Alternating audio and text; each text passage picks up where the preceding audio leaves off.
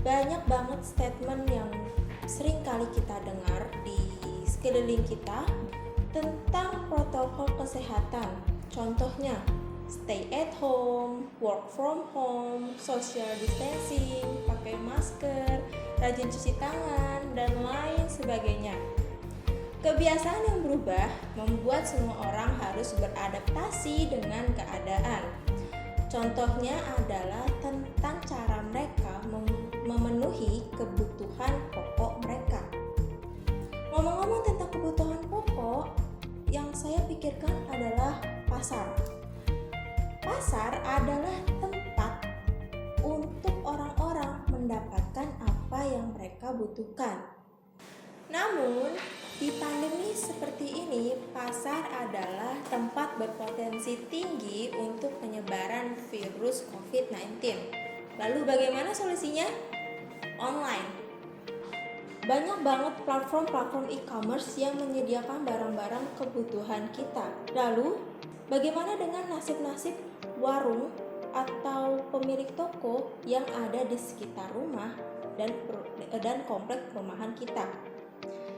Nah, saya Dinisa Alifiantoro Putri dari SMK Negeri 16 Jakarta mencoba untuk membuat sebuah model aplikasi e-commerce untuk warung-warung dan pemilik toko yang ada di sekitar rumah atau komplekan rumah.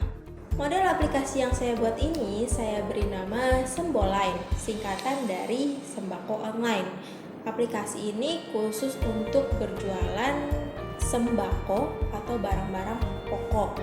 Nantinya para penjual di aplikasi ini adalah pemilik warung atau pemilik toko yang menjual barang-barang kebutuhan tersebut, dan nanti yang akan ditampilkan adalah warung-warung dan toko dengan jarak terdekat dari rumah kita. Karena jarak yang dekat, kita bisa memilih secara mengecer maupun grosir sesuai dengan kebutuhan. Dan karena jarak yang dekat pula, kita bisa memangkas waktu supaya barang lebih cepat dikirim dan ongkir bisa diminimalisir atau bahkan bisa gratis. Selain itu, aplikasi ini juga bisa memberdayakan warung-warung kecil atau toko-toko kecil yang berada di sekitar perumahan kita untuk menjangkau para pembelinya. Nah, sekarang saya ingin mencoba untuk menjelaskan flowchart sederhana dari aplikasi yang saya buat. Nah, di flowchart ini saya membuat 4 kolom. Kita harus registrasi dulu, dan kalau misal kita sudah memiliki akun, kita tinggal masuk. Ketika sudah masuk, aplikasi akan menampilkan barang-barang yang direkomendasikan. Biasanya barang-barang yang direkomendasikan ini barang-barang yang laris atau barang-barang yang paling dibutuhkan saat ini.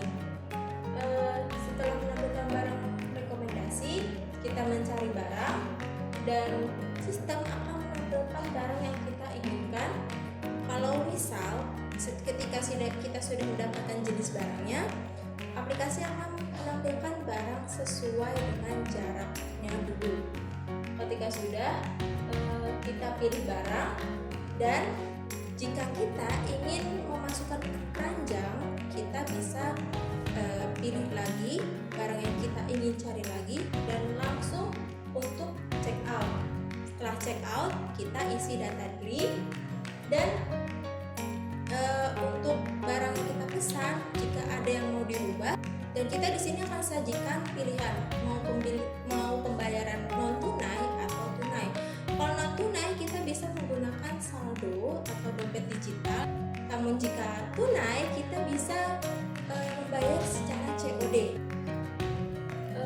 Setelah kita membayar secara non tunai, pesanan akan diproses dan penjual akan menerima pesanan. Setelah penjual menerima pesanan, pesanan akan mengonfirmasi pesanan yang diterima, dan penjual setelah itu akan mengemas barang yang kita butuhkan. Setelah barang sudah dikemas, barang akan dikirim menggunakan jasa kurir. Karena jaraknya dekat, jasa kurir yang dipakai bisa dari toko tersebut. Dan ketika sudah barang dikirim, kita tinggal menunggu sampai kurir datang dan melakukan pembayaran apabila kita melakukan pembayaran secara COD. Setelah melakukan pembayaran, barang diterima dan kita mendapatkan apa yang kita butuhkan. Setelah saya membuat flowchart dari aplikasi Sembolai, saya mencoba untuk merancang user interface dari aplikasi tersebut. Nah, sekarang mari kita lihat user interface yang saya buat. Nah, sekarang saya akan menampilkan user interface yang saya rancang sesuai dengan flowchart yang saya buat. Dilanjutkan dengan laman untuk mendaftar akun. Mendaftar akun di sini kita diperlukan untuk mengisi username, email, password, dan alamat rumah. Ketika kita sudah punya akun, kita bisa klik langsung untuk masuk. Untuk barang-barang yang dibutuhkan, ini barang-barang yang paling banyak dicari atau dibeli. Dan sekarang kita coba untuk membeli beras. Di sini ada macam-macam beras yang ditampilkan. Di sini juga ditampilkan, disusun dimulai dari jarak yang paling terdekat dari rumah kita. Dari 120 meter, 155 meter, sampai ada yang 500 meter. Nah, sekarang kita coba untuk membeli salah satu beras. Kita beli ini, dan ini 13.000 ya tadi per liter. Nah, ini detail produknya. Kita langsung beli saja. Nah, di halaman checkout kita dibutuhkan untuk mengisi identitas. Selanjutnya, di sini kita disajikan laman untuk jumlah barang dan jenis pembayaran. Di sini kita dimulai dari 1 liter. Kita tambah jadi 4 liter. Jenis pembayaran kita pilih non tunai. Kalau sudah kita pesan. Untuk pembayaran non tunai kita diharuskan untuk masukkan PIN Sembolin Pay. Dan sebelum masukkan PIN kita harus punya saldo dulu di aplikasi ini. Nah, di sini ditampilkan juga tentang bon pembayarannya dengan rincian pesanan kita. Kalau sudah tidak ada yang salah, kita klik bayar dan pembayaran pun sukses. Kita tinggal menunggu kurir untuk mengantar pesanan kita. Itulah tadi pemaparan saya tentang model aplikasi sembako online.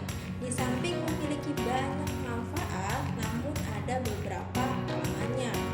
Contohnya adalah banyak para penjual yang masih belum memiliki smartphone. Ditambah dengan banyak pula para penjual yang masih gagap teknologi dan belum bisa menggunakan aplikasi e-commerce, sehingga perlu adanya upaya untuk mengedukasi para penjual ini supaya mereka bisa menggunakan teknologi dengan baik dan mengembangkan toko dan warung mereka. Sekian dari pemaparan saya tentang model aplikasi sembako online ini. Mohon maaf apabila ada salah kata yang tidak sengaja saya ucapkan. Saya pamit undur diri. Wassalamualaikum warahmatullahi wabarakatuh.